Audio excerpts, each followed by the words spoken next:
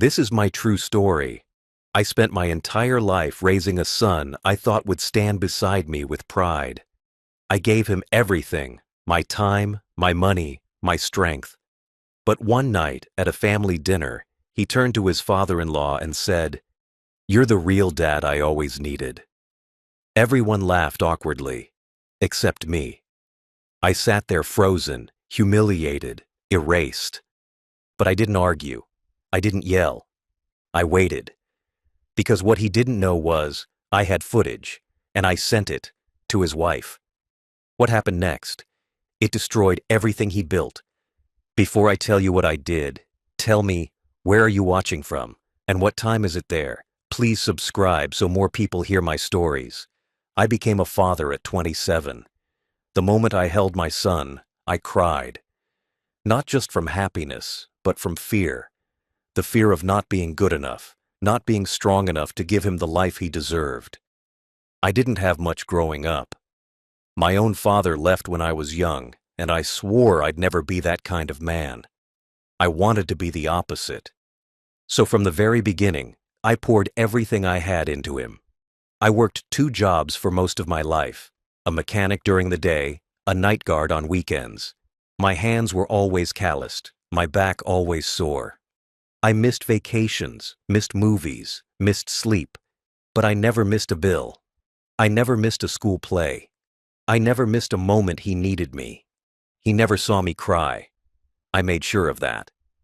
When my wife was sick, I sat in hospital waiting rooms with a strong face, then broke down in the bathroom. When we buried her, I held his hand tight because I knew if I fell apart, he would too. After she passed, it was just the 2 of us. I cooked, I cleaned, I saved every extra penny to make sure he could go to a good school. He loved video games and new sneakers, and I never once said no.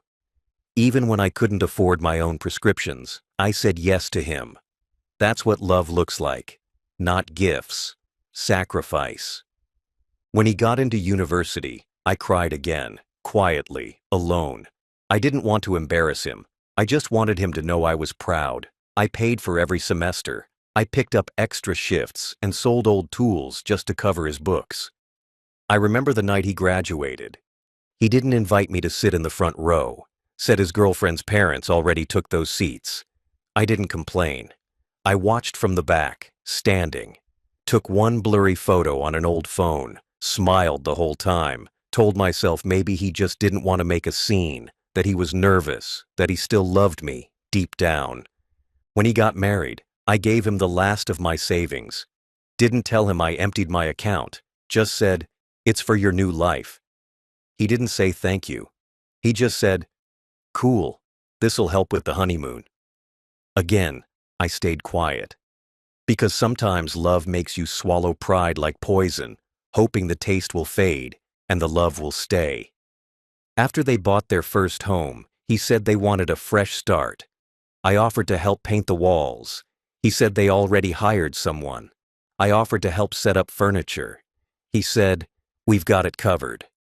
I offered to give him the old family photo albums. He shrugged and said, "Maybe later." So I went home that night to my small apartment and placed the albums back in the closet, closed the door, sat in the dark, told myself it was just how boys are when they grow up, independent, focused on their own lives. But deep down, I started to feel something shift, like I was no longer a father, just a relic he outgrew. And still, I loved him, still defended him when others said he was distant, still told people, "He's busy, but he loves me." Still hoped one day he'd say, "Dad, thank you for everything." I was wrong, because what he said instead shattered me in front of everyone. It didn't happen overnight. That's what made it harder to recognize.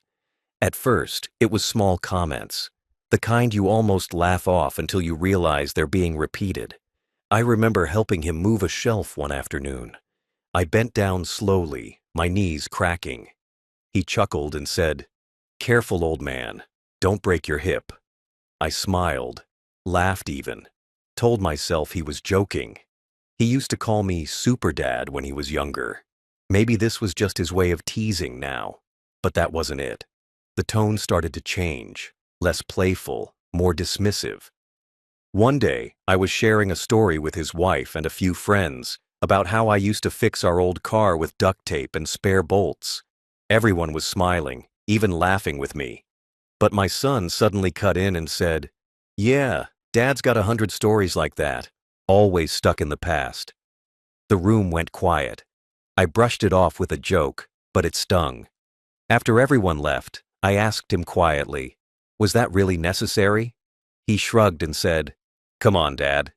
People don't need another back in my day lecture." It didn't stop there. Whenever I gave advice, even gently, he'd roll his eyes. "You wouldn't understand, Dad. Things aren't like they were in your time." When I asked about his job, he gave short answers. When I talked about how proud I was, he acted embarrassed, like my pride was something to be hidden. I started to feel like I was walking on eggshells in conversations with my own son, as if any word I said might earn a smirk or a sigh. Then came the laughter behind closed doors. I'd hear him on the phone in the next room, laughing with friends.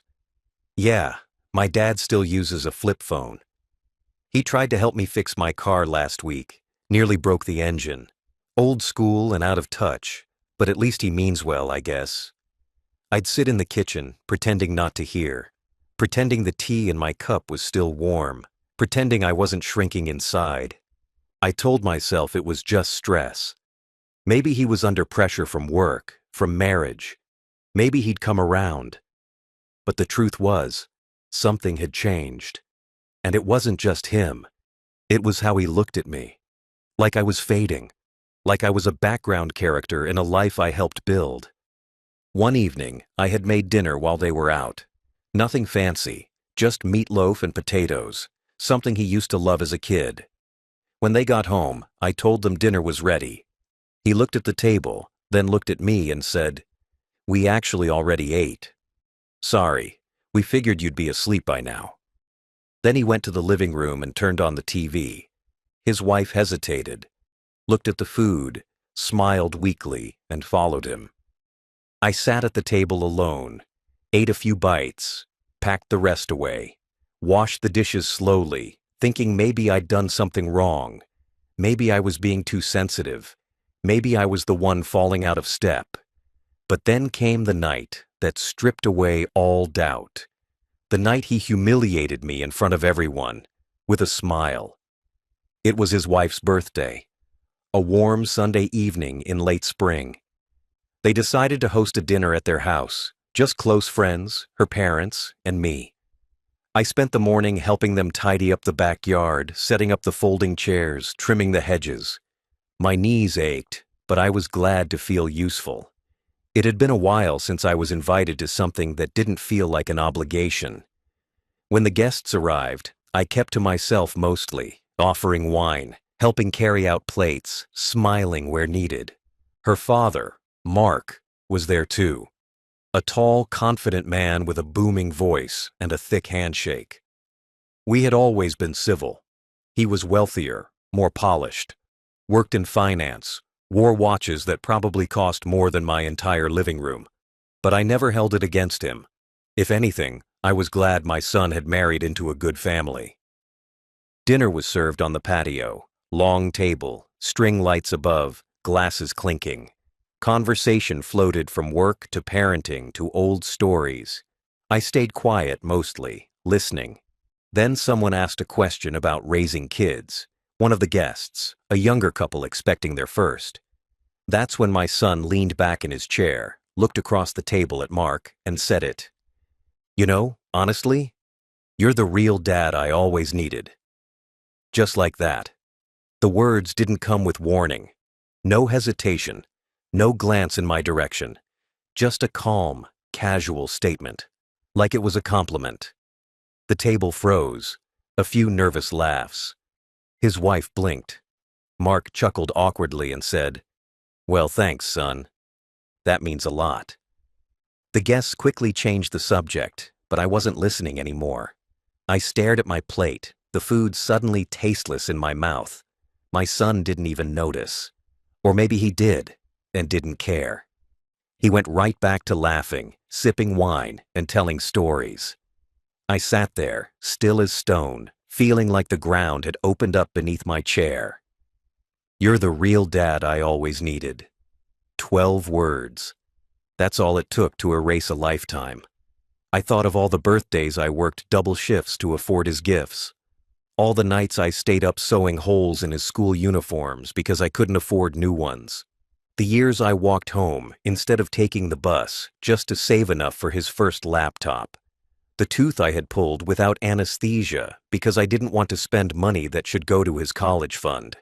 The way I had held his trembling hands at his mother's funeral while he sobbed into my coat. I was his real dad when no one else was around. I was his real dad when there was no food, no help, no money.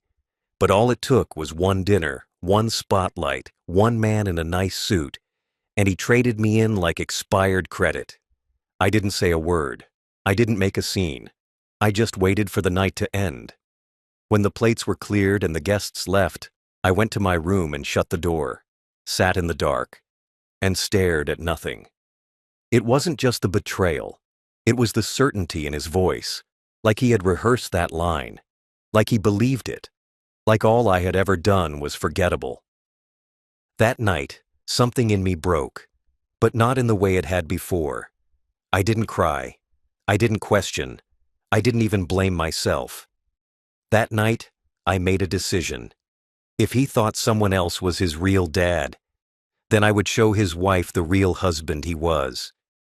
I didn't sleep that night. I just sat on the edge of the bed in the room they gave me, the one far from theirs, next to the laundry room. No family photos on the walls, no signs that a father lived there. Just a single bed, a small desk, and a window that faced a brick wall. The kind of room you give to someone out of duty, not love. I stared at the wall for hours, letting the words replay again and again in my head. "You're the real dad I always needed." Like a knife dragged slowly, not to kill, just to make sure it hurt. I remembered his first steps, how I clapped so hard I dropped the camera. I remembered walking him to school in the rain while holding a broken umbrella over his head. I remembered holding his mother's hand in hospice, and the moment before she passed, how she whispered, "Take care of him, always." And I did. Even when he yelled at me in his teenage years, even when he called me overprotective, even when he started pushing me out, one excuse at a time. I thought it was just growing up. But that night at dinner proved it wasn't growing up. It was forgetting. He had rewritten history in front of everyone. Chosen a new dad, not because Mark had raised him, but because Mark fit the version of success he wanted to be seen with. Taller, wealthier, confident. Someone who arrived in a Lexus and wore polished shoes. And I came in scuffed boots, took the bus, wore the same coat for 8 winters. I was embarrassing now. Convenient when money was needed, invisible when approval was sought. I thought about all the times I had defended him when others noticed he no longer called. How I'd said, "He's just busy. He loves me. He's just got a lot on his plate." How I'd clutched to that illusion like a child holding onto a broken toy, not wanting to admit it was already gone. But that night, I stopped pretending. I looked around the room I had kept so tidy out of respect, and realized how many times I had shrunk myself just to stay in his life. I made myself smaller, quieter, more useful, hoping one day he'd notice. One day he'd say, "I'm proud of you, Dad," or just, "Thank you." Instead, I got erased, in 12 words, and a smirk. I sat there until morning light spilled through the blinds, not angry, just clear, crystal clear for the first time in years. He didn't see me as a father anymore, but I had one thing left that he didn't know about, and that was the day I remembered the cameras. It was a year ago when I first installed them, not out of paranoia, out of safety. I had fallen once in the hallway while they were on vacation, and I lay there for nearly 2 hours before I managed to crawl back to my room. After that, my son agreed, reluctantly, that we should install a few small cameras in the common areas. Just for safety, he said. Don't want you breaking a hip and suing us, he joked. I laughed along. But in truth, I paid for the cameras myself. 3 of them, one in the hallway, one in the kitchen, and one hidden in plain sight above the living room shelf where no one ever looked. It synced to a small cloud account I kept on my tablet. I never really checked it, never had a reason to, until that morning. After the dinner, after those 12 words, I remembered those cameras like remembering an old tool you kept in a drawer and forgot was there. Something inside me said, "Look." So I did. I sat down on my bed, opened my tablet, and logged into the system. There were hundreds of clips. Most were silent nights, empty rooms, conversations about groceries, chores. I skimmed through, not even sure what I was looking for, until I landed on one from 2 weeks ago. A night they thought I was asleep. I pressed play. There they were, my son and his wife, sitting on the couch. At first, it was just small talk. Then she asked about a text she saw on his phone. A woman's name. He brushed it off with a smirk. It's just someone from work. Relax. But she didn't look relaxed. She asked again, and then came his voice, casual, cold. You're seriously checking my phone now? What are you, my mom? She said, I'm your wife. And then he laughed. That title doesn't mean what you think it does. I froze. He kept talking. Listen, it's not like I'm going anywhere. You've got the house, the kids, your dad pays for everything. You think I'm gonna throw this setup away over a few texts? Her voice cracked. Are you cheating on me? He didn't answer. Just sipped his drink and said, You really think you'd leave me and be better off? She got quiet, and he added, I'm not the one who's lucky in this marriage. The clip ended. I sat there, heart pounding, my hand shaking on the screen. I opened more clips, days apart, same living room, same patterns. Him on the phone with someone, laughing. She doesn't even know how boring she is. Another clip, him talking to a friend. Her dad's the only reason I haven't left yet. Once the money stops, so do I. And another, I swear, man, I married her for the connections. It's like free rent with benefits. Each video, each word, more disgusting than the last. The same son who had called another man the real dad was now mocking his own wife, lying to her face and using her family like a bank. And I realized something horrifying. That night at dinner, it wasn't just an insult to me. It was a mask, a distraction, a way to charm her father and keep himself protected, while secretly tearing apart the woman who trusted him most. And that's when I knew. My revenge wouldn't just be for me. It would be for her. I watched the clips again. All of them. Every sentence, every smirk, every disgusting half-truth that spilled from my son's mouth when he thought no one could hear. Not to torture myself, but to be absolutely sure. Because revenge isn't something you do out of impulse. Not if you've spent your entire life swallowing insults, enduring disrespect, and convincing yourself that maybe, just maybe, you're overreacting. Number I needed to be certain. And by the end of that evening, I was. These weren't isolated slips. These were habits. These were confessions. This wasn't just a man unhappy in his marriage. This was a fraud, a coward, and worst of all, a user. He used me. For money, for pity, for image. Called me dad when the bank account was low, then replaced me with someone shinier when the audience changed. He used his wife. For her family, for her home, for the comfort she built, while he mocked her behind closed doors. The man who had said, You're the real dad I always needed, to another man at the dinner table, was the same man saying behind her back, I married her for the setup. I'll leave when I'm bored. There was no guilt in his voice, no struggle, just that smug tone I had grown too familiar with. He had become everything I raised him not to be: arrogant, ungrateful, dishonest. But I wasn't going to lecture him, not anymore. I had learned something far more effective than shouting. I had proof. And so, I spent the next 2 hours carefully reviewing each file. I clipped together the worst of them, the statements that couldn't be explained away or softened. His voice, clear and undeniable, in his own words.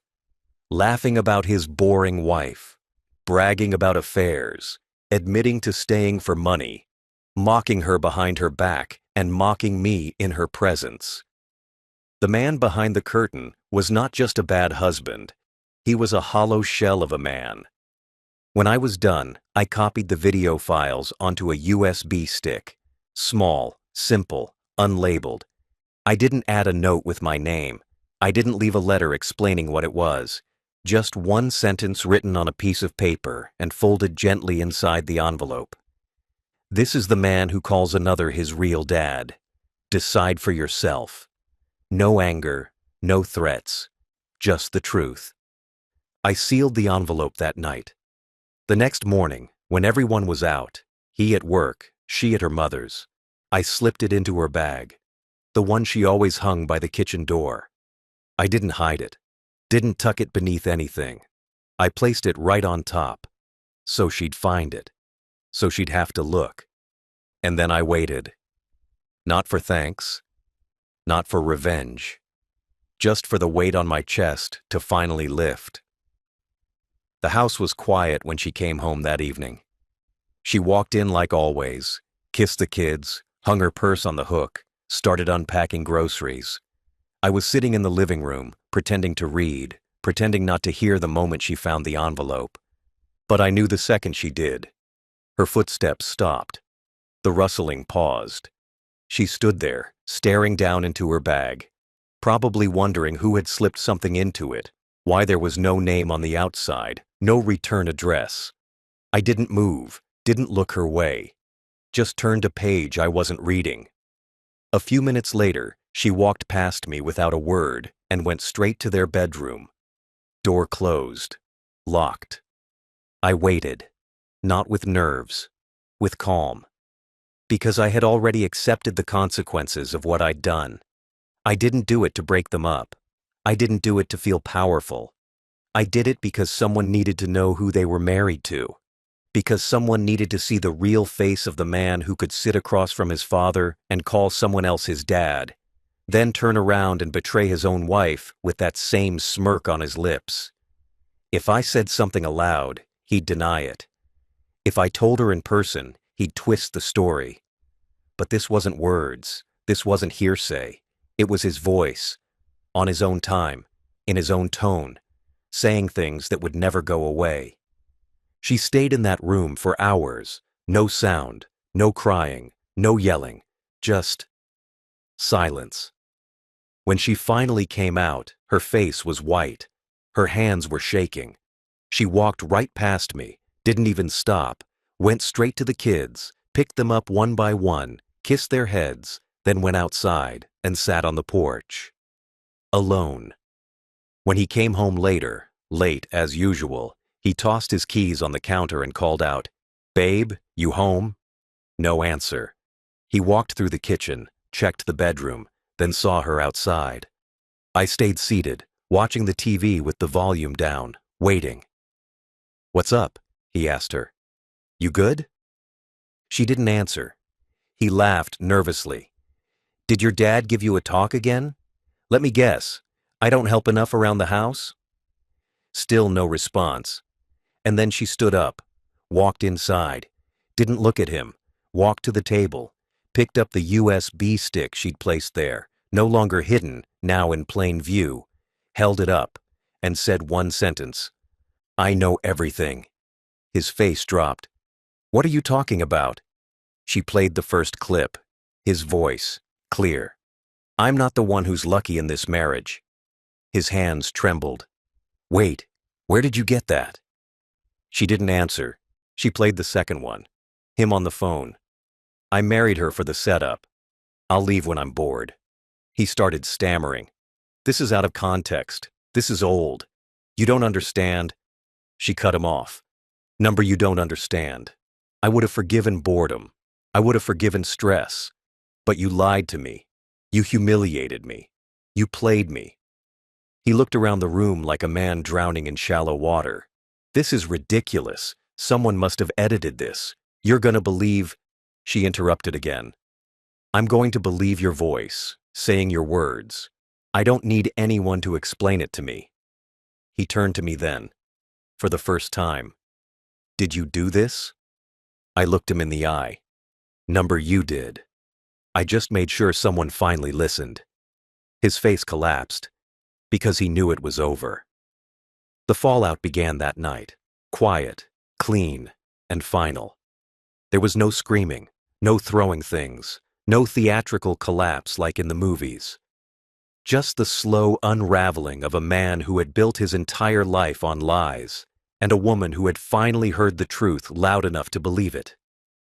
She didn't wait. She didn't let him fumble for excuses or draft some desperate apology. She packed a small suitcase, gathered their 2 children, and walked out the door with the USB stick still clutched in her hand. The only thing she said before leaving was to me, "Thank you." It was the first time she had looked me in the eye in months. The first time she saw me, not just as her husband's aging father, but as someone who had once been a husband, a father, and a man who knew exactly what it meant to be betrayed. He stood in the doorway long after she was gone, frozen, like he still couldn't process what had just happened. I sat in the same chair I'd always used in that house, staring at him, not angry, not smug, just still. For the first time, the silence between us wasn't awkward. It was honest, and it scared him. He turned to me. You had no right. I raised an eyebrow. No right to expose what you said, what you did? She's my wife. And I'm your father, I said flatly. Or have you forgotten that too? His face twisted. I didn't mean it like that. What I said at dinner, that was a joke. No, I said, standing now. It was a choice. A choice to humiliate me in front of everyone. A choice to call another man your real dad while I sat beside you holding a lifetime of sacrifice you pretended never existed. And if you had just done that, I might have forgiven you. But what you said about her, about your own wife, number, that's not something I could let slide. Not because I wanted revenge, but because someone had to show her the truth. He shook his head, pacing like a child cornered in his own lie. You ruined my marriage. No, I said, louder now. You ruined it. I just gave her the proof. He looked down, hands on his head, as if trying to rewind time. But it was done. The performance was over. The masks were off. The next day, she filed for divorce. Fast, decisive.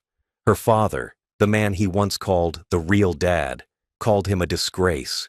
Publicly. Her family shut him out completely. Friends who used to admire his charm stopped replying to messages. And the kids? They were too young to understand the details, but old enough to know something had snapped. Old enough to ask, why did Mommy cry when she played Daddy's video? He tried, in the weeks that followed, to salvage what was left. He called me, left voicemails, some angry, some pleading. You were supposed to protect me. You stabbed me in the back. You don't know what this is doing to me. But I never responded, because finally, he was the one sitting in silence. He was the one being ignored. He was the one powerless to undo the truth. And I wasn't going to save him from that. In the days that followed, he unraveled. Not publicly. That would have required courage. He unraveled the way cowards do, privately, quietly, behind closed doors, with excuses instead of apologies. He texted me at first, long messages trying to reframe the narrative. You caught me on a bad night. It was sarcasm. I didn't think she'd take it so seriously. I didn't reply. Then the messages turned bitter. You don't know what you've done. You destroyed your own son's life. You're not the man I thought you were. The irony was almost laughable. Not the man you thought I was? After calling another man your real dad in front of me? After using your wife like a paycheck and mocking her behind her back? The only thing I destroyed was the lie he built his life around, and the moment it collapsed, he expected me to come help hold up the ruins. But I wasn't coming. Not anymore. He tried to get his wife to talk, to walk it back. She wouldn't. She filed for full custody. The videos made it impossible for him to deny the emotional damage he'd caused. The lawyer told her it was the cleanest divorce she could ask for. The judge took one look at the clips, the laughter, the bragging, the contempt, and sided with her immediately. I heard he was forced to move into a one-bedroom apartment across town. His social life dissolved. Her family cut all ties. The man who once sat at the head of the table grinning with his wine glass now sat alone, microwaving frozen dinners. And me? I lived quietly. I woke up each morning in my little apartment, poured a cup of tea, and sat by the window. I read the paper. I took walks. I made new friends at the senior center, people who didn't ask for favors or view me as an inconvenience, people who liked me for who I was, not what I could give. I started writing again. Old memories, small stories, nothing fancy, just things I wanted to remember before I couldn't. Sometimes I thought of him, not with hatred, but with pity. A son who had everything and learned nothing. A man who mistook kindness for weakness until the truth exposed him. He had called someone else the real dad, not knowing that the real dad had one last lesson to teach. Actions have consequences. One afternoon, I got a call. It was his wife. Her voice was steady, calm. She said, "I just wanted to say thank you for being brave, for showing me what I couldn't see." I told her, "You would have found out eventually." She said, "Maybe, but not in time." And before hanging up, she added something I didn't expect. "For what it's worth, you're the real father figure in this family." It hit harder than I thought it would, because I had stopped needing to hear it. But it still meant something to finally be seen. And that brings me to the truth I carry now. Respect isn't something you inherit. It's something you prove or lose. I live a quieter life now. No shouting behind closed doors. No passive insults slipped into dinner conversation. No walking on eggshells in a home I helped pay for. Just a modest place with a window that lets in the sun. A warm chair, a small shelf of books, a few houseplants I named after authors. Peace doesn't announce itself when it arrives. It just shows up one day, and you realize your heart's been holding its breath for years. I exhaled the day I moved out of that house.